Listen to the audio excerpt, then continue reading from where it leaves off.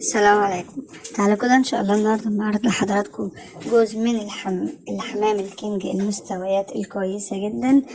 زي ما حضراتكم شايفين النتاية اللي هي البيضة والذكر البني ده، ما شاء الله تبارك الرحمن.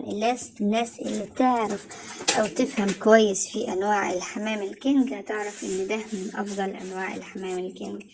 الذكر ما شاء الله تبارك الرحمن حجمه كبير وضخم زي ما حضراتكم شايفين، بالرغم من انه مش واقف ولا عامل تكويرة لنفسه ولا الحاجات دي كلها، الا انه واضح عليه دماغه الكبيرة، ديله القصير من غير ما يكور نفسه او اي حاجة، عامل بالظبط زي الفراخ البيضاء.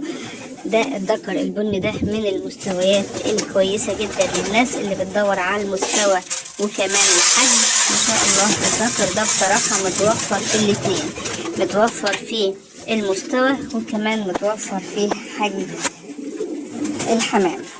النتاية برضو مستواها كويس جدا. فيهم ميزة كويسة جدا، أول شغلهم واشتغلوا هم لسه عليهم 3 ريشات، يعني النتاية لسه عليها 3 ريشات وباضت، والذكر لسه عليه 3 ريشات واشتغلوا الاتنين مع بعض.